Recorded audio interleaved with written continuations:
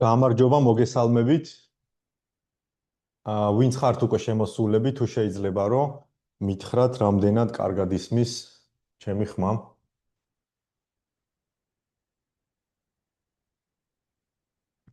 კეთილი. ფაქტიურად 4 საათიც შესრულდა უკვე და შეგვიძლია დავიწყოთ ჩვენი ვებინარი. მადლობას გადაგიხდით დასწრებისთვის, ჩემი აზრით საინტერესო თემა გვექნება დაახლოებით 40-55 წუთი გაგრძელდება ჩვენი ვებინარი.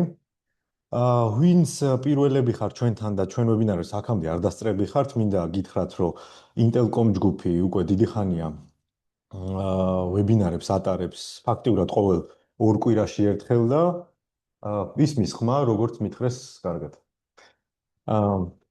და მოგიწოდებთ, რომ ესე იგი თქვენთვის საინტერესო თემებიც იქნება. ერთი არის, რომ ეხლა შეიძლება თქვენ ქსელებით ხართ დაინტერესებული უფრო მეტად, შეიძლება იყოს ცალკე ვიდეო სამეთვალყურო სისტემები ამ შემდეგ.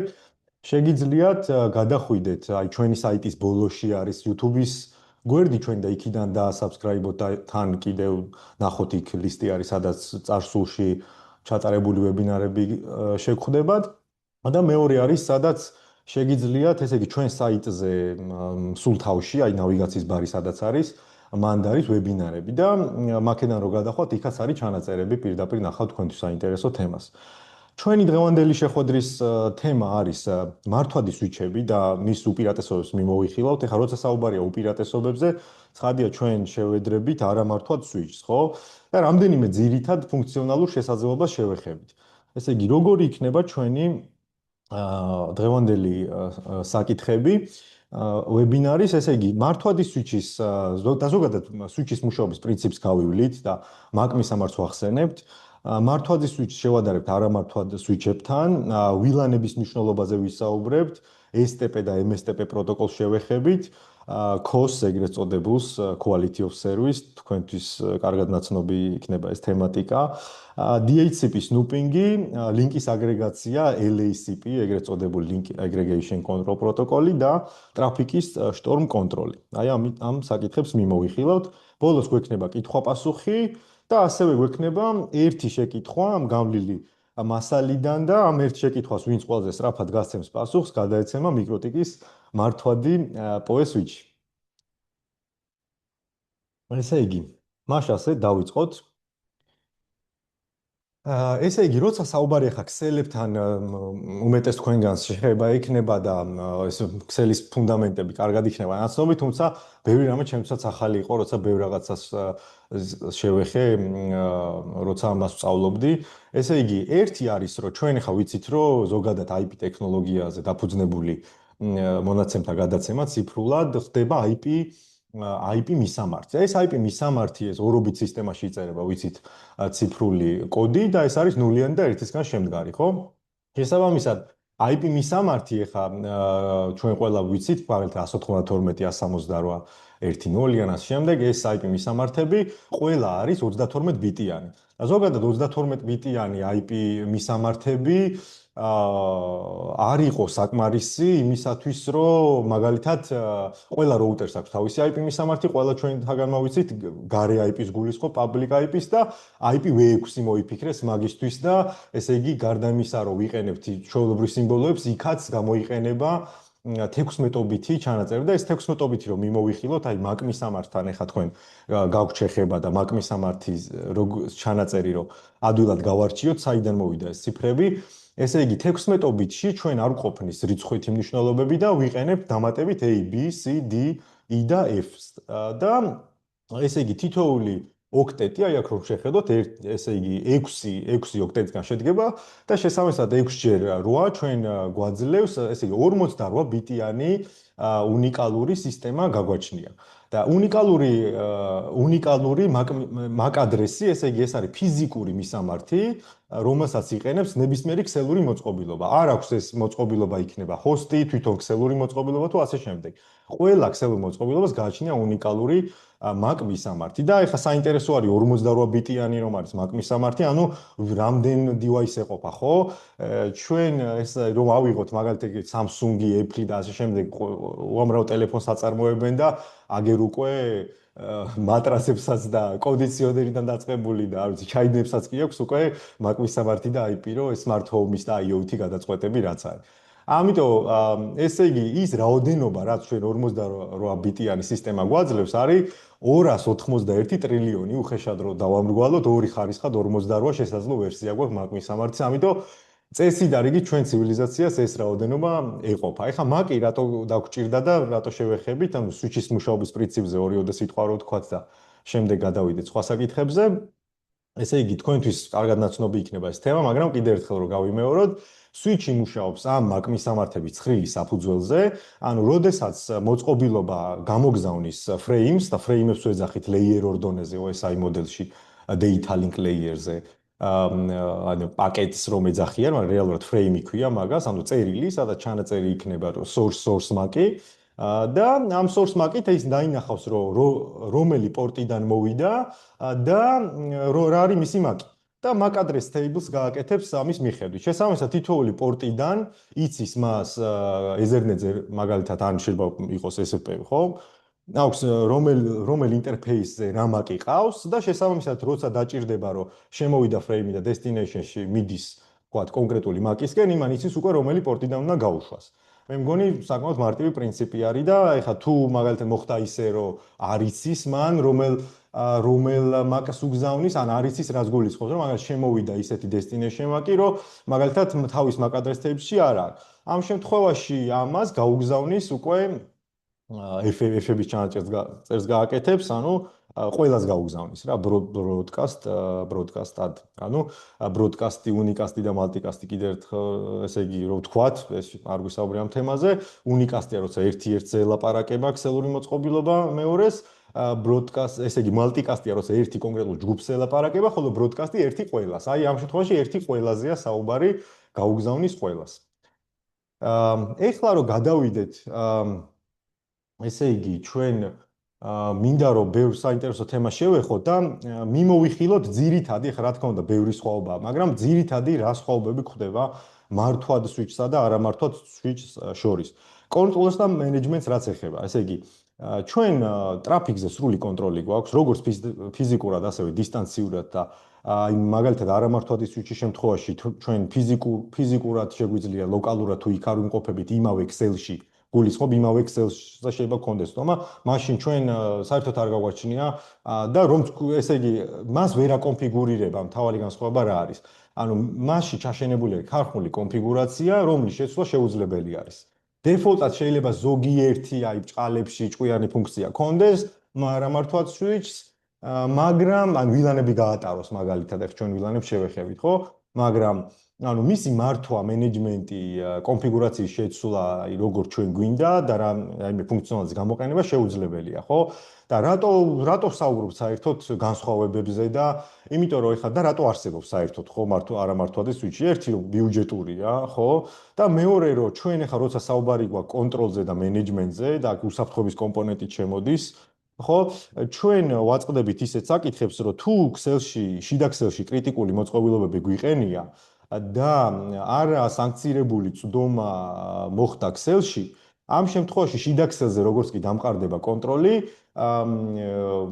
ნებისმიერი საფრთხის გამოწვევა შეუძლია ამას, ვინაიდან არამართვადი switch-ით ჩვენ გადაზღვევას ვერც ერთი უსაფრთხოების ვერც ერთი კრიტერიუმით ვერ შევძლებთ.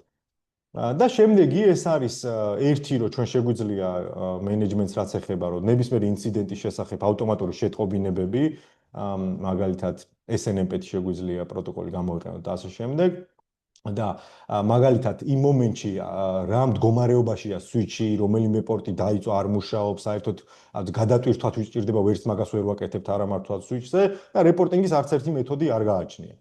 და ერთი არის რომ ხა დიაგნოსტიკაზე როცა არის რომ ჩვენ დაშორებულად შეგვიძლია ნებისმიერ საკითხზე მივაკითხოთ switch-ს და მისი დიაგნოსტიკა მოვახდინოთ, ხო? კიდე ერთხელ ვახსენოთ და ამითი შევაჯამოთ ჩვენი შედარება და მეორე ფუნქციებზე გადავიდეთ. ესე იგი, რა გადაწყვეტისთვის გვესაჭიროება? ჩვენ თუ კრიტიკული მოწყობილობები გვიყენია, აუცილებელი კრიტერიუმი არის და აუცილებელი რეკომენდაცია, რომ გამოვიყენოთ მით უმეტეს enterprise wide ქსელებში და იქ სადაც მაგალითად სერვერი გვიყენია IP კამერები და ნებისმიერი ისეთი data და ჩვენ ეხლა შეიძლება არც ერთი არ გვეყენოს, მაგრამ კომპიუტერში გქონდა შენახული მნიშვნელოვანი ინფორმაცია, ხო? ანუ თუ შიდა ქსელში არის რაიმე სახის მნიშვნელოვანი ინფორმაციაც მართვადის სვიჩის დაყენება არის აუცილებელი და აი როცა ფუნქციებს გავივლით, იქ მივხვდებით მის საჭიროებას. არამართვადის სვიჩზეც ახლა რომ ვთქვათ, ხო, ერთი არის რომ ბიუჯეტურია და ის უპირატესობა აქვს, რომ შეიძლება იმ მომენტში არ იყოს მეტი ფინანსური რესურსი და ხანდახან აი გინდა მცირე ბიზნეს ხოლმე და ან ფიზიკურ პირებსაც პირველადი გადარჩენის მომენტი აქვს, რომ მინიმალური მოთხოვნები დაიკმაყოფილონ და თუნდაც რაიმე შეფერხება ქონდეთ, ისიც არ არის ხოლმე მათთვის კრიტიკული, იმდენად მნიშვნელოვანია ხოლმე ბიუჯეტი და ასეთ დროს თუ ასეთ გასაკითხი, რა თქმა უნდა, არამართვად სვიჩებსაც თავისი მომხმარებელი ყავს, ხადია. ეხლა გადავიდეთ ვილანებზე, თქვენთვის კარგად ნაცნობი თემა იქნება, თუმცა კიდე ერთხელ რომ მიმოვიხილოთ ეს ვილანები რაში გვჭირდება. ესე იგი, ჩვენ როცა შიდა ქსელში ყავს მაგალითად წარმოვიდგინოთ, რომ სხვადასხვა, ერთი წუთით ცოტა ხან შეიძლება გასვლა მომეციოს. ბატონ დავით ცინცაძეს კომენტარი დაწერა და ვეტყვით, რომ ჩანაწერი შეიძლება დღეს არა და ხვალ, მოკლედ ამ დღეებში აუცილებლად განთავსდება რა. ჩვენი ადმინისტრატორი ამას კურირებს, რომ როგორც კი ჩანაწერი მზად იქნება, აუცილებლად აიტვირთება YouTube-ის გვერდზე, ამითი დავიწყე საუბარი და თქვენ შეიძლება გვიან შემომიერთდით ჩვენს YouTube-ის გვერდზე იქნება შეგიძლიათ როგორც ჩვენ საიტზე ნავიგაციის ბარში იქ არის ვებინარები, ასევე YouTube-ის გვერდი იპოვოთ ადვილად საიტის ფუთერში არის YouTube-ის იკონკა და მაგითი ადვილად გადახვალთ. შეგიძლიათ გამოიძებოთ. აბა, დროებით თუ ვერ ახერხებთ და მე გავგაგრძელეთ. ესე იგი, ხო, რა პლუსი აქვს ახლა ლაივის დასწრებას ის რომ ერთი რომ გათამაშებაში იღებთ მონაწილეობას და მე მეორე რომ თქვენ საშუალება მოგეცემათ რომ დასასრულს კითხვები დასვათ და ერთად შევაჯამოთ სხვა საკითხები. ესე კითხვა-პასუხი ბოლოსთვის გვექნება. ესე იგი, ვილანებზე რომ ვისაუბროთ, ჩვენთვის ვილანები რატო არის მნიშვნელოვანი, ხო? თუ ჩვენ გვაქვს ისეთი სხვადასხვა განყოფილებები და სხვადასხვა საჭიროებების მქონე ნებისმიერი მაგალითად ეს შეიძლება იყოს IP კამერები, IP ტელეფონია, სხვადასხვა დეპარტამენტების მიხედვით გავყოთ, ხო? როცა საუბარია გავყოთ, ეხლა როგორ შეიძლება გაიყოს? ერთი არის ფიზიკური მიერთება ეზერნეტით და მეორე არის ლოგიკური ტოპოლოგიის აწყობა, ხო? სვიჩი, მართვადი სვიჩი გვაძლევს იმის საშუალებას, რომ ჩვენ ესე იგი ლოგიკურად დავაჯგუფოთ, მიუხედავად იმისა, რომ შეიძლება მაგალითად 24 პორტზე კონდეს მიერთებული, სხვადასხვა მაგალითად ერთი ბუღალტერია, გაყიდვები, HR და ასე შემდგომ, ჩვენ შეგვიძლია თითოეულს მივანიჭოთ შესაბამისი ვილანის ID, რომლითაც ჩვენ გვეცოდინება და შესაბამისი კომენტარიც დავურთოთ, რომ მე დებაგინგის დროს ან ინფოს რო გამოვიდათ, ნახოთ რომელ ვილანში ვინ გვიზის და ეს შენახული კონდეს ეს ინფორმაცია. ეხლა რას გვაძლევს ეს? ერთი რომ ეს ბროდკასტი რო ვახსენეთ ჩვენ რო აი მაგალითად ვერ ნახავ ვერავინ და ყველასთან აგზავნის, ხო?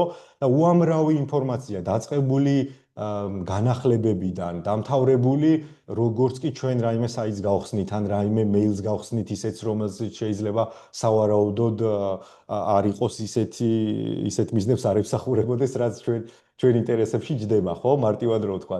ეს გვაძლევს უსაფრთხოების კუთხით იზოლაციის საშუალებას და თუ რაიმე მოხდა, რაიმე დაზიანება, კოლიზია ქსელში, ეს გავრცელდება მხოლოდ ლოკალურად კონკრეტულ ვილანში და არ შეეხება სვიჩზე დაერთებულ სხვა ეზერნეტზე დაერთებულ სხვა მოწყობილობებს. ეს არის არსებით საკითხი. ამის გარდა, მუდმივად ჩვენი ქსელის ბარათი, ნებისმიერ მოწყობილობის ქსელის ბარათი, თქვენც რო ნახოთ Wireshark-ით ან ნებისმიერი სხვა ხელსაწყოთი, მუდმივად იღებს ისეთ არასაჭირო პაკეტებსა თუ ფრეიმებს, რომელიც მისი გამოყენებისთვის არ არის და მოხდა ისე რომ ერთმა გახსნა რაღაცა ფაილი, ამან ყველას დააპროადკასტა და ამითი ჩვენი ქსელის ბარათი იტვირთება. ანუ მეორე მხრივ წარმადობაზეც ახდენს გავლენას თუ ვილანები არ გვაქვს გაწერილი და მაგალითად წარმოვიდგინოთ რომ ასობით სხვადასხვა კომპიუტერი ერთ ფიზიკურ ქსელში კონდეს გაერთიანებული ვილანების გარეშე, ხო?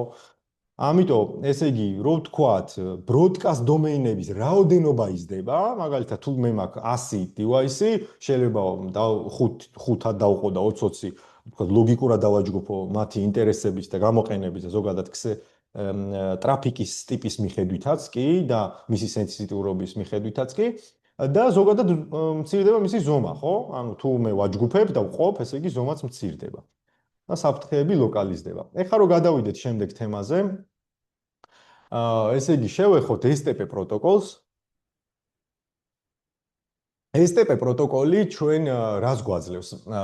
ძალიან მარტივად რო ვთქვათ, ეხლა როცა ქსელში ეხლა ერთი სვიჩი გვიყენია, STP პროტოკოლი არაფერში არ გვჭირდება, მაგრამ როგორც კი ჩვენ მაგალითად გვაქვს 3 სვიჩი და მეტი. ანუ როგორც კი ერთმანეთზე დაერთებას ვაკეთებთ ამ სვიჩების, ხო? აი წარმოვიდგინეთ მარცხნივ რომ არის თქვენს მარცხნივ, ეხლა დაერთება, აქ თქვენ ხედავთ, რომ სამივე სვიჩი ერთმანეთზე დაერთებულია, ხო? რატომაც არა, უნდა დავაერთოთ სამივე სვიჩი ერთმანეთზე ქსელი სხვანაირად როგორ ავაწყოთ, ხო? სამი სვიჩი გვაქვს, შეიძლება ის იყოს core სვიჩები, ქვემოთ იყოს distribution layer-ი და distribution სვიჩები და ასე შემდეგ, ხო? layer 3 და layer 2-ებზე კონდეს, layer 3-ზე კონდეს აწყობილი routing-ი და ქვევით კონდეს უშუალოდ ჰოსტებისთვის სვიჩები.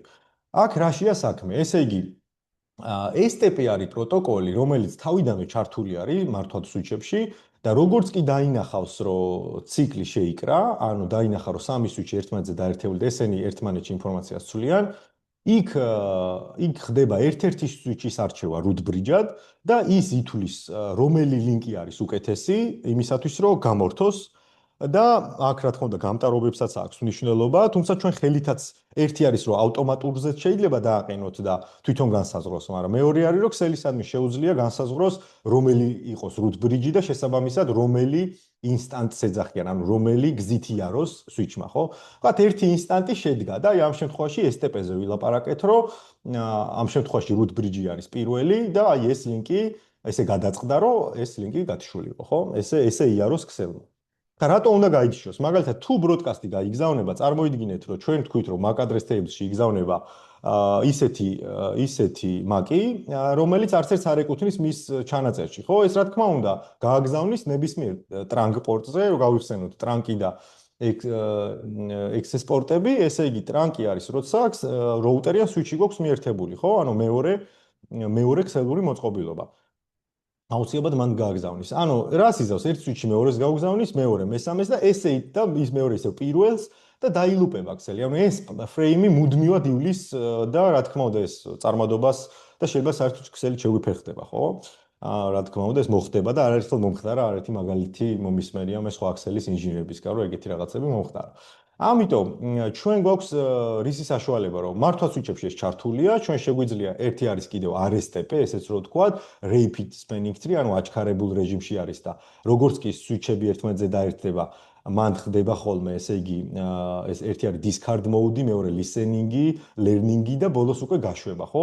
აი ამ 4 mode-დან ერთ-ერთს listening-ს აგდებს და უფრო სწრაფად ხდება ეს არჩევნები, root-ის არჩევა და შესაბამისად ეს რესურსებიც უფრო ეფექტურად იხარჯება. ეხლა წარმოვიდგინოთ, რომ ჩვენ ვილანები გვაქვს, რაზეც წეგან ვილაპარაკეთ, ხო? რა უპირატესობა აქვს MSTP-ს და ეს MSTP-ც მართვად სვიჩებს გააჩნიათ. MSTP-ს დროს წარმოვიდგინოთ, რომ ერთი ინსტანტი უკვე შეიქმნა და დაგვემატა ვილანი, ხო? რას აკეთებს თუ MSTP, კლასიკური STP თუ გვაქვს ჩართული და არა MSTP? ჩვენი სვიჩები, root bridge-იც და ჩვენი სვიჩები ყოველ ახალ ვილანის დროს ახლიდან იწყებენ იგივე პროცედურას, რაც მანამდე გაიარეს, რომ აერჩიათ root bridge და ასე შემდეგ. ხოლო და ამ პროცედურას რო გადიან, რა თქმა უნდა, ეს რესურსებს გვიხარჯავს, ხო? თუ ჩვენ MSTP გვაქვს ჩართული ნებისმიერი ვილანის დროს, ისევ ის რჩება root bridge და ახალი არჩევნები არ ტარდება და ისევ იგივეთი გრძელდება, ანუ ვილანებს ატარებს და იგივე ინსტანტით მოძრაობს, იგივე ბილიკით. და ასევე მეორე პლუსი ისიც არის, რომ შესაძლებელია თქვენ თვითონვე განსაზღვროთ, რომელი იყოს root bridge per VLAN. ანუ არა ლოგიკურად თქვენ გაანაწილოთ, რომ შეიძლება მაგალითად VLAN-ათისთვის ერთი იყოს მეორე ვილანისთვის სხვა იყოს root bridge და იმიტომ რომ ესე გერჩივნოთ რომ იაროს, ხო? აი გამტარობიდან გამომდინარე, ესეთი ბილიკი გააკეთოთ, როცა enterprise wide ქსელებზე არის საუბარი, ვილანების მიხედვით, აი ეს რა თქმა უნდა მოქნილობას გაძლევთ, რომ სხვადასხვა გზები აირჩიოთ სასიარულო. ესე იგი, ეს საკითხი, შემდეგი საკითხი ჩვენ გვაქვს. ესე იგი, ერთი წუთით. შემდეგი საკითხი ჩვენ გვაქვს quality of service cost-ი და ეხლა ეს ეგ რო ვთქვათ, რომ სადღაცას შევალთ მენიუში და ამას ჩავთავთ, გამორთათ, ესეთი რაღაცა არ აქვს, ხო? ანუ cost-ი რა არის? ანუ ჩავთვალოთ, არის კონკრეტული ხელსაწყოების ნაკრები არის თქვენ ხელში, ანუ არის ფუნქციონალური შესაძლებლობა, რომელიც გაძლევთ საშუალებას, რომ ერთი რომ თქვენ ჯერჯერ პირველ რიგში დაამარკეროთ თქვენი ტრაფიკი და თუ თქვენ ტრაფიკს დაამარკერებს, ანუ switch-ს უკვე შეიძლება განასხვაოს ტრაფიკის რა ტიპი არის. და ამის შემდგომ მოახდინოთ მათი პრიორიტეტიზაცია. ეხლა რას გაძლევთ ეს? ანუ საუბარია რომ რაღაცა გვაქვს, ხო, ეს ხელსაწყო, ეს რას გვაძლევს? მაგალითად, ეხლა ჩვენ კომპანიაში, რა თქმა უნდა, ქოსი გამოყენებული გვაქვს და რატო? ანუ წარმოიდგინეთ, რომ შიდა ქსელში ჩართული არის, ეხლა Wi-Fi-ზეა, ხო, მიერთებული მოწყობილობები, მობილურები იქნება და შემდეგ, ან კომპიუტერში შეიძლება რომელიღაცამ ტორენტი ჩართოს და ტორენტი ვიცით, რომ პირდაპირ ეგრევე თავისი ტრაფიკი მიაქვს, მთელი ტრაფიკი მიაქვს თავისთან. ამის გარდა ეხლა მობილურმა რო აპდეიტი დაიწყოს, ასე შემდგომ, ანუ თქვენ და ეხლა რა არის? ჩვენ ვიცით, რომ შიდა ქსელში არის კონკრეტული ტრაფიკები, რომელიც არ უნდა შემიფერხდეს, ხო? შეიძლება შიდა ქსელში თქვენ გქონდეთ მაგალითად ვიდეო ტრანსლაცია, ხო? რომელიც აუცილებელია რომ არ შეფერხდეს. ან შეიძლება ისე დაწესებულება იყოს, სადაც ვიდეო ონლაინ თამაშები მიმდინარეობს. ან ვიდეო კონფერენცია მიმდინარეობს, ეხლა წარმოიდგინეთ, რომ არის კონკრეტულად სამინისტრო, მიმდინარეობს მნიშვნელოვანი შეხვედრა და შიდა ქსელში მობილურზე აპდეიტი მოვიდა და ვიდეო კონფერენცია UDP ტრაფიკი არის და შეფერხდა იმის გამო, გამოდის კუბიკები, იმის გამო, რომ ვიღაცამ აპდეიტი გაუშვა, ხო? რა თქმა უნდა, არასწორი იქნება. ამიტომ მნიშვნელოვანი არის, რომ შიდა ქსელში მოხდეს ერთის მხრივ გამიჯნა, რომელი რა ტიპის ტრაფიკი არის, იდენტიფიცირება და მისი მარკირება და მეორეს მხრივ პრიორიტეტიზაცია.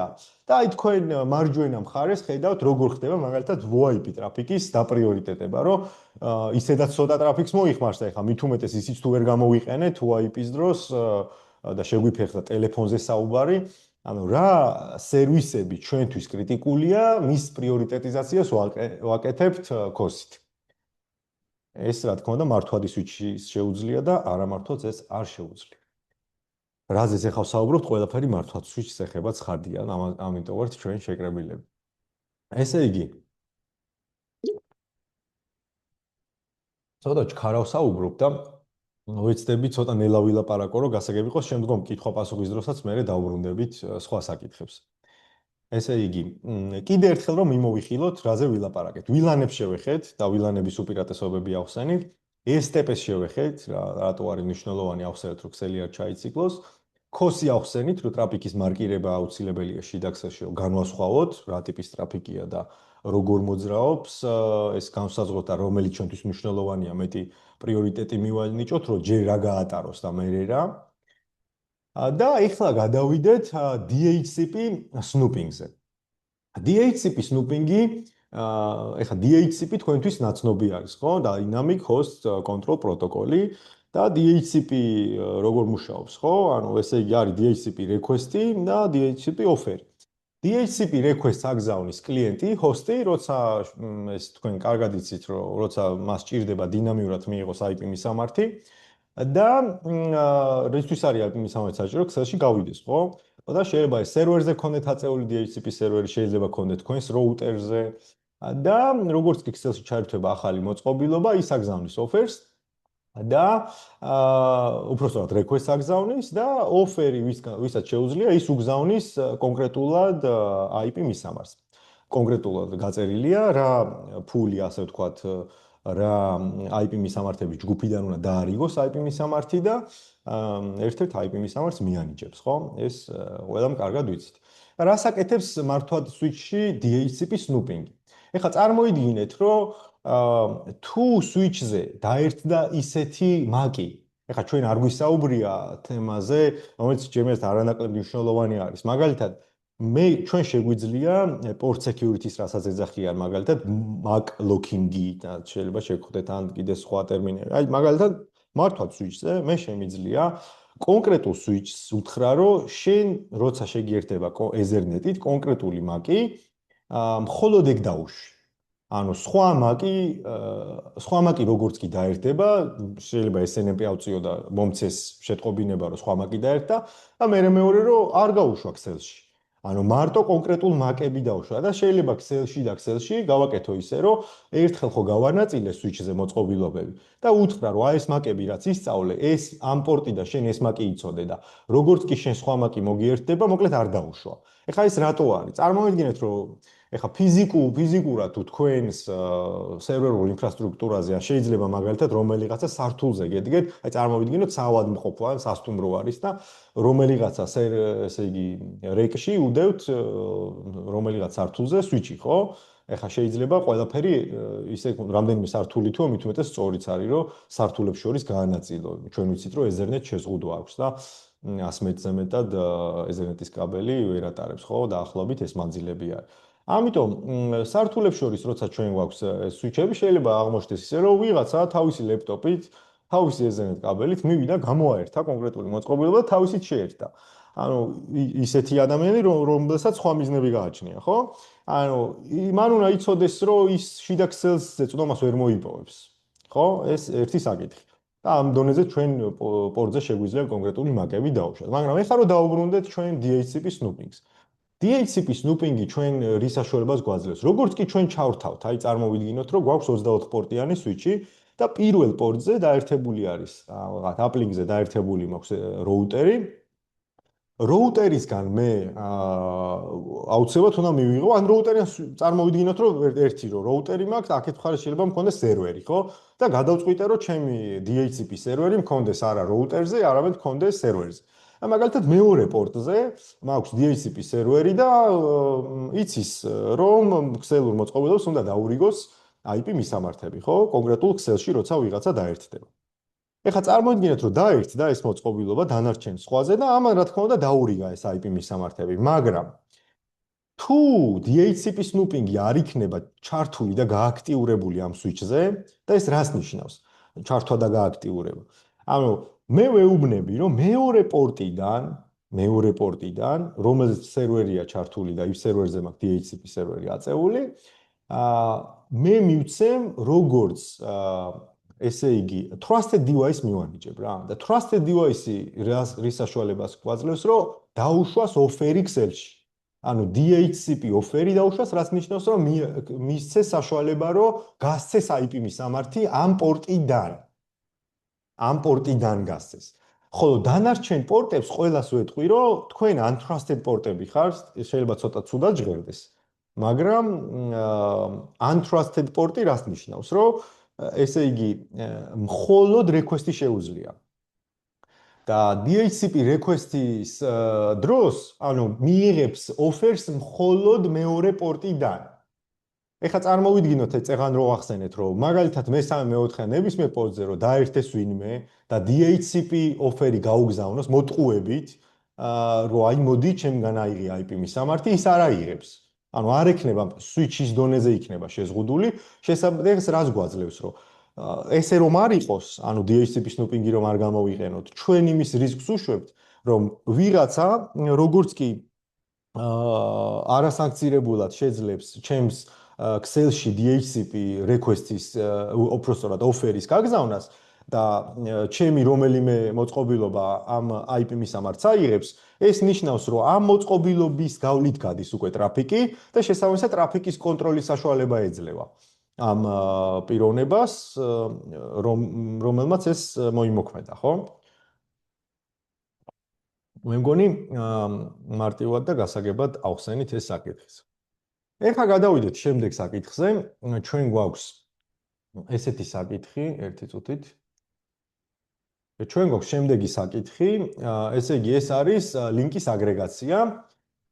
სხვანაირად ამ ტექნოლოგიას რაც ახლა ჩვენ ავხსნით, Ethernet bondings, link bondings, port აგრეგაციას, port channeling-ს და port trunking-ს, ესეც ეძახიან ხოლმე სხვადასხვა ქსელ მოწყობილობებში, სხვადასხვა სახელები აქვს, შეიძლება Juniper-ზე სხვა კონდეს, Cisco-ზე სხვა კონდეს, MikroTik-ში სხვა კონდეს, Ubiquiti-ზე სხვა კონდეს და ასე შემდეგ.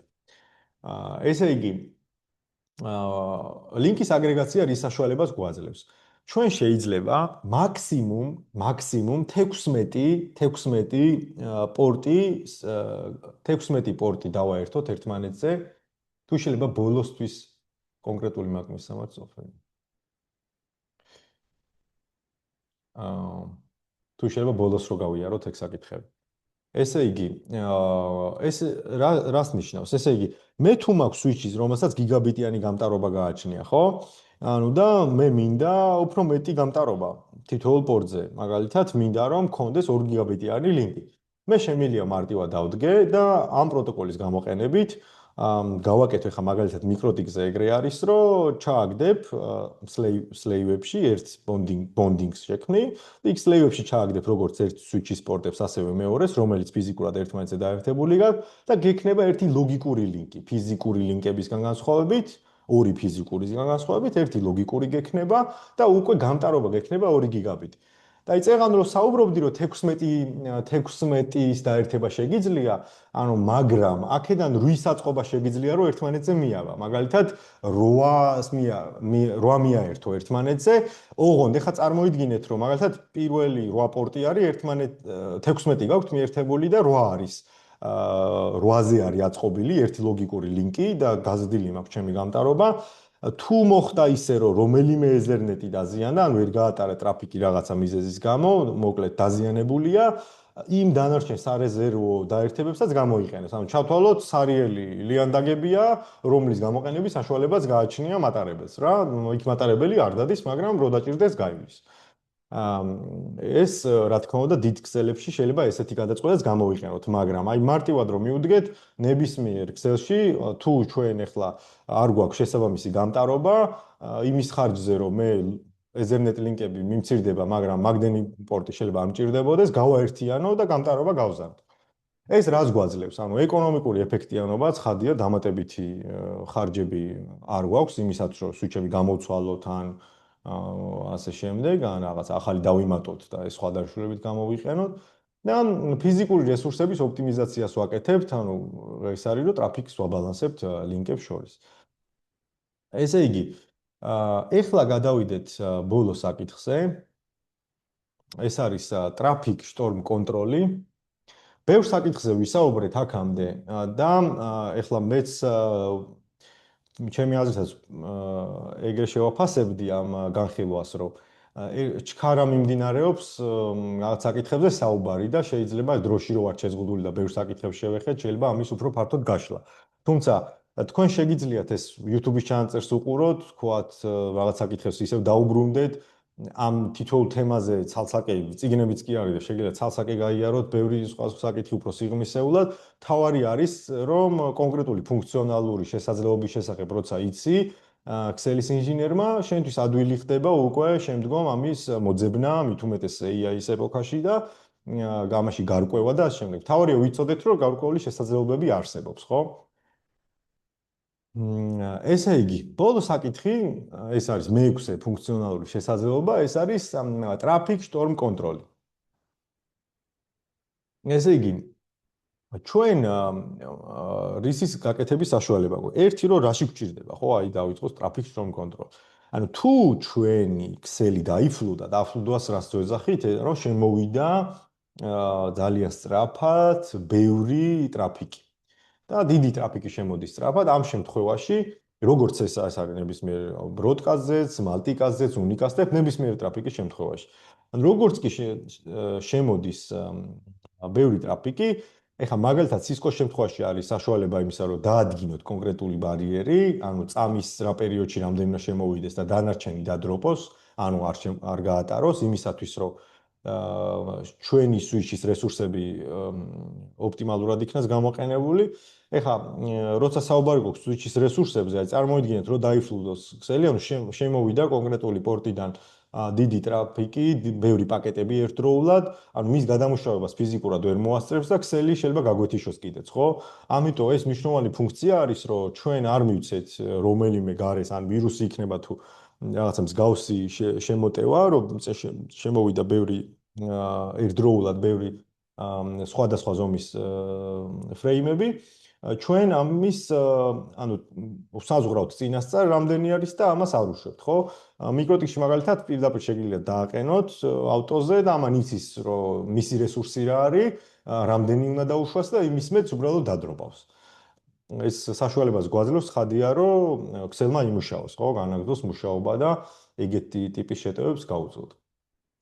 ეხლა ჩვენ გადავიდეთ კითხვა-პასუხზე ერთი წუთით, აქ უნდა მქონდეს ჩატი ოს აქ და აბა თუ გაქვთ რაიმე შეკითხვა, რაზეც ვისაუბრეთ, შეგვიძლია დავსვათ შეკითხვა. სანამ კითხვებზე გადავიდოდეთ, ამ თემებზე, როგორც გითხარით, უფრო ცლადად შეიძლება საუბარი და ცალ-ცალკე დიდი მასალის თემა არის თითოეული მათგანი. ძირითად განსხვავებებს ჩვენ შევეხეთ, თუმცა კიდევ უამრავი არის რა განასხვავებს მართვაცა და არამართვაც შორის და ცხადია, რომ ამ თემას ესე მარტივად ვერ ამოვწურავთ. ეს ვებინარი ემსახურება იმას, რომ გაზარდოს მეტად ცნობიერება მართვადის სვიჩის უპირატესობებზე არამართვათა მიმართებაში და მისცეს ადამიანებს საშუალება, რომ გამოიყენონ ის შესაძლებლობები, ხშირად ხდება ხოლმე ახლა ჩვენ ინტელკომ ჯგუფში ხშირად მომხმარებლები რომ ყიდულობენ მოწყობილობას, ახლა ჩვენი დაკვირვებითაც და მე ისეთი კითხვებით ვრუნდებიან, რომ ხშირად ხდება ისე, რომ არც იყენებენ იმ ფუნქციონალს, რაც გააჩნია რეალურად მოწყობილობებს და ის სარგებელი, რაშიც თქვენ ფულს იხდით და რის ვებინარი არის. რაშიც თქვენ ფულს იხდით, ხო, მაქსიმალურად უნდა გამოიყენოთ, რა თქმა უნდა, როცა კონკრეტულად გაქვთ მოწყობილობა, რომელსაც აქვს ფუნქციონალი, უნდა გამოიყენოთ, ხო, იმისთვის გადაიხადეთ თქვენ უფრო მეტი ვიდრე არამართვადში, რომ მაქსიმალურად გამოიყენოთ, ხო? ახლა გადავიდეთ კითხვები. ანრის უპასუხებთ, რომ ვიდეო ჩანაწერი ანრი ხუზანაშვილი თუ სწორად ვამბობ, ამ ვიდეოს ჩანაწერი მეილზე არ გამოგეგზავნებათ, ამ ვიდეოს ჩანაწერი აიტვირთება YouTube-ზე და YouTube-ზე შეგიძლიათ ნახოთ Intelcom ჯგუფი ქვია ჩენელს, მაგრამ ადვილად რომ მიაგნოთ Intelcom.net-ზე რო შეხვალთ, ბოლოში საიტის ფუთერში დაგხვდებათ იკონკა YouTube-ის, იქიდანაც გადახვალთ გვერდზე და ასევე მაგის გარდა ზევით ნავიგაციის ბარში არის ვებინარები, ეგეთ ჩანაწერი, თუ ვერ იპოვეთ Find-it მოძებნეთ და მოკლედ წესით ადვილად იპოვით, ის აქვს ხოლმე ნოტიფიკაციების, ნუ ახალი დაიდო ან ახალი იდება და მოკლედ მაგას ადვილად იპოვით ჩვენი საიტის თავშიც და იქ არის კონკრეტული ჩანაწერი, მალე დაიდება რა, მოკლედ ესეც რამდენიმე დღეში პრინციპში მალევე დაიდება, ადმინისტრაცია ამას აქცევს ყურადღებას.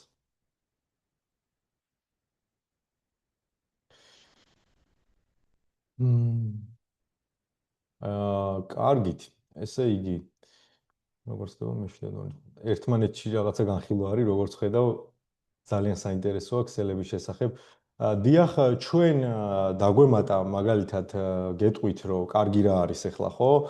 ჩვენ ერთის ხური რომ გამოცდილი ქსელის ინჟინრები ყავს და ერთ-ერთი არის CCMP და ეხა Fortinet-ის ახალგამოცდას საბარებს პროფესიონალს და ასე ვთქვათ, მაღალი დონის სერტიფიკაცია გააჩნია ჩვენ ქსელის ინჟინრებს და შეგიძლიათ მათთან გაიაროთ ხოლმე კონსულტაციებიც ხელხაზე დარეკოთ და დაგეხმარებიან. მაგის გარდა პროექტირება იქნება თუ ნებისმიერი, ვთქვათ, სერიოზული გადაწყვეტა ეს ტოპოლოგიის დონეზე, ვთქვათ, ქსელის აუდიტი და ასე შემდგომ, მაგ ყველაფერს როგორც სერვისი ჩვენი ქსელის ინჟინრები აკეთებენ.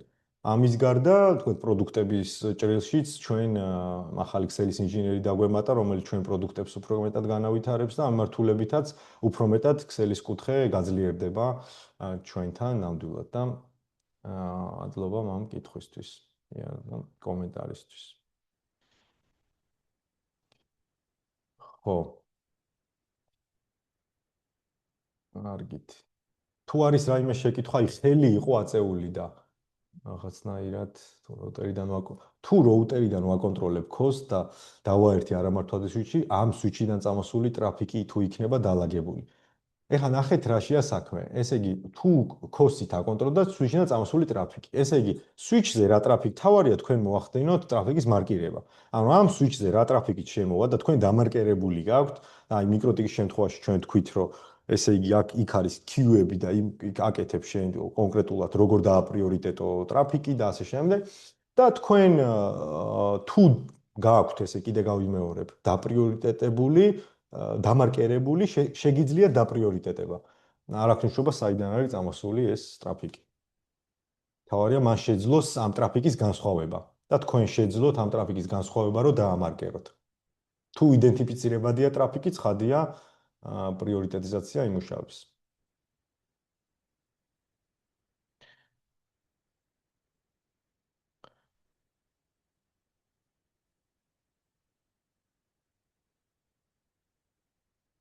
კარგით. მე ესე იგი სანამ გადავალთ შეკითხვაზე და ყურადღებით ვიყოთ რომ ეს შეკითხვა მოусმინოთ და ვინც კი შეგახსენებს რომ სწრაფად გასცემს პასუხს ამ შემთხვევაში ჩვენ პირველ რიგში ვინც გასცემს პასუხს მას გადავცემთ ესე იგი ჩვენს მიკროტიკის მართვად POE switch-ს ყურადღებით რომ ვიყოთ ამ კითხვის მიმართ და ასევე სანამ ამ კითხვას დავსვავ, შევაჯამებ თუ არ არის მეტი შეკითხვა. შევაჯამებ, რომ ვახსენეთ, რომ სად დაიდება ეს ყველაფერი, ვახსენეთ, რომ კიდევ უფრო გააქტიურდება ქსელების მიმართულება, ასე რომ იყავით ყურადღებით, აი თვალყური ადრე ჩვენ გვერდზე იქნება ეს ინტელკომზეც იდება და ცალკე YouTube-ზეც, ხო? და სოციალებში სხვა საკითხებზე აქტიურები ვართ ხოლმე და მადლობას გადაგიხდით, რომ ზოგადად ინტელკომ ჯგუფთან რაიმე გაკავშირებთ, არ ვიცი ეს რა გაკავშირებთ, რა ხარ ჩვენი მოხარებელი თუ არ ხართ, გაგიგია ჩვენი კომპანიის და დაინტერესდით და ნდობა გამოგვიცხადეთ, ამისთვის მადლობას გადაგიხდით, ეს მნიშვნელოვანი არის ჩვენთვის და თავარი რაც არის, რომ ჩვენ თქვენთვის ვარ და მეტი რა არის ჩვენი საქმე თუ არა თქვენი დახმარება. გადავიდეთ ახლა გათამაშებაზე და გთხოვთ ყურადღებით მოусმინოთ შეკითხვას. ჩატში ვინც დაწერს ესე იგი პირველი პასუხს ის მიიღებს ჩვენს მართვად POE switch-ს. კითხვა არის შემდეგი, რა ეწოდება ფუნქციონალურ შესაძლებლობას, რომელიც ზრდის broadcast დომეინების რაოდენობას და ამცირებს მათ ზომას. კი ბატონო, ყველას მადლობა პასუხისთვის.